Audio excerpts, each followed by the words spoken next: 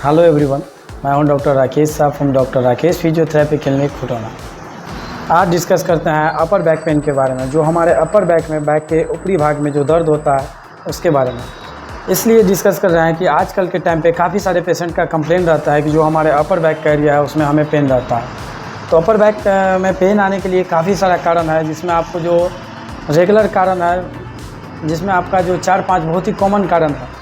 जो पहला कारण होता है हमारा, वो होता है कि अगर हम गर्दन को झुका के कोई भी काम करते हैं, या गर्दन को बहुत ज़्यादा ऊपर उठा के कोई काम करते हैं, या बहुत ज़्यादा नीचे करके काम करते हैं, या सही जो हमारा सिंपल सी बात है कि हमारा पोस्चर अगर सही नहीं रहता है तो उसमें जो है सो अपर बैक पेन होने का काफ़ी ज़्यादा संभावना बढ़ जाता है। क्योंकि जो हमारा अपर बैक का मांसपेशिया है वो हमारे नेक के पोस्चर के ऊपर डिपेंड करता है। अगर वो पोस्चर गलत है तो उसके ऊपर बहुत ज़्यादा स्ट्रेस बढ़ता है।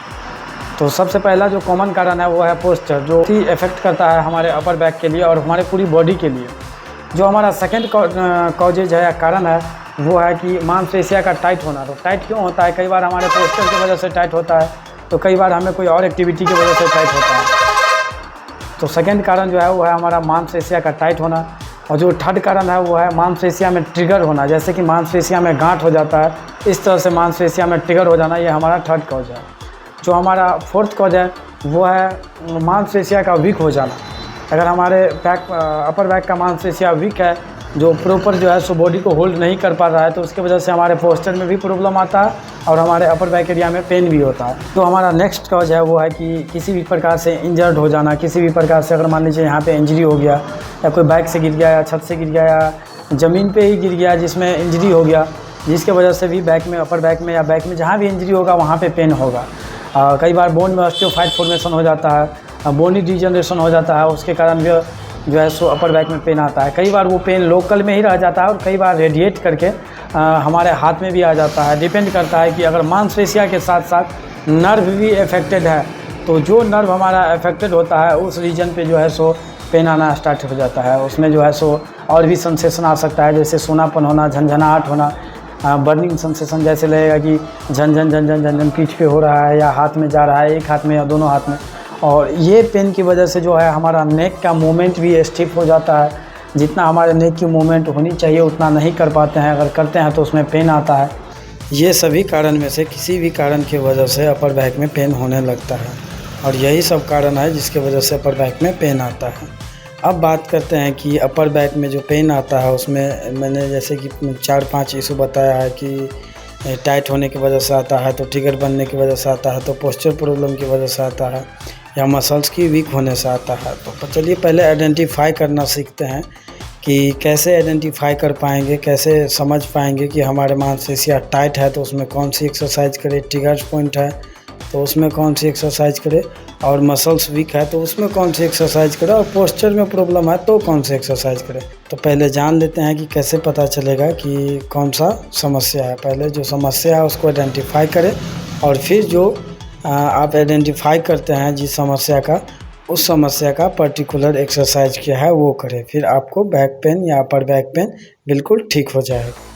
तो चलिए अब बढ़ते हैं समस्या कैसे आइडेंटिफाई किया जाए इसके तरफ। और किसी को अगर अपर बैक में पेन है तो आप आइडेंटिफाई कैसे करेंगे कि कौन से कारण की वजह से हमें अपर बैक में पेन हो रहा है? तो सबसे जो पहला कॉज था जो हमारा पोस्चर प्रॉब्लम, जो हमें गर्दन झुका के रखना मतलब ज़्यादा एक्टिविटी करते हैं या इस तरह से करते हैं, तो आपको तो वो साफ दिख जाएगा। ये देखने से ही पता चलता है कि जो हमारा पोस्चर है वो आगे की तरफ इस तरह से झुका हुआ रहता है, या सीधा रहता है, या साइड की तरफ झुका हुआ रहता है। तो इस तरह से आप आइडेंटिफाई कर सकते हैं कि जो हमारा पोस्चर है वो मतलब जो है सो झुका हुआ तो कहीं नहीं है।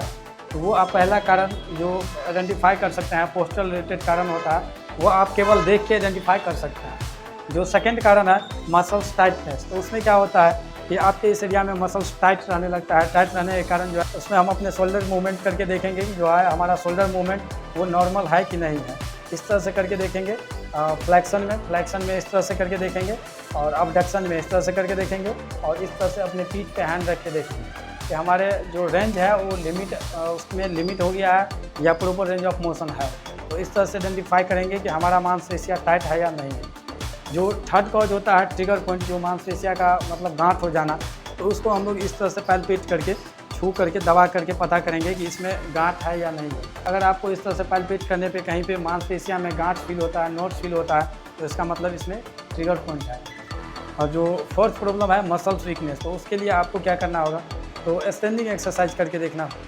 तो उसके लिए आपको क्या करना होगा कि हैंड को जो है सो इस तरह से रखना है और बाहर की तरफ ऐसे फोर्स लगाना है, लगाओ फोर्स बाहर की तरफ ऐसे लगाना है। अगर इसमें पता चल जाता है थेरेपिस्ट को कि मतलब आप कितना फोर्स लगा सकते हैं और कितना फोर्स लगा रहे हैं, तो अगर आपके हैंड से कम फोर्स लग रहा है तो इसका मतलब है कि आपका मांसपेशियाँ वीक हो गया है। अगर आप ऐसे बोलेंगे कि इसको पुल करने के लिए पीछे की तरफ दोनों स्टेपलर ब्लेड को आप सटाने के लिए, अगर आप मतलब नहीं सटा पाते हैं, नहीं कर पाते हैं या करने में बहुत ज़्यादा परेशानी होता है, तो इसका मतलब ये मसल्स वीक है। तो इस तरह से आइडेंटिफाई करेंगे चारों कॉज का कि हमारे अंदर कौन सी सब मतलब किस वजह से हमारे अपर बैक में पेन हो रहा है। नेक्स्ट वीडियो में बात करेंगे कि कौन से प्रॉब्लम के लिए कौन सा एक्सरसाइज करना चाहिए। आपके लिए प्रॉपर एक्सरसाइज लेके आएंगे जिसको आप बिल्कुल घर में बैठे कर सकते हैं और वहाँ घर बैठे आप अपने आप को ठीक कर सकते हैं। मिलते हैं फिर नेक्स्ट वीडियो में, तब तक के लिए आप हमारे वीडियो को लाइक कीजिए, चैनल को सब्सक्राइब कीजिए और वीडियो को शेयर करना बिल्कुल ना भूलिए। जय हिंद।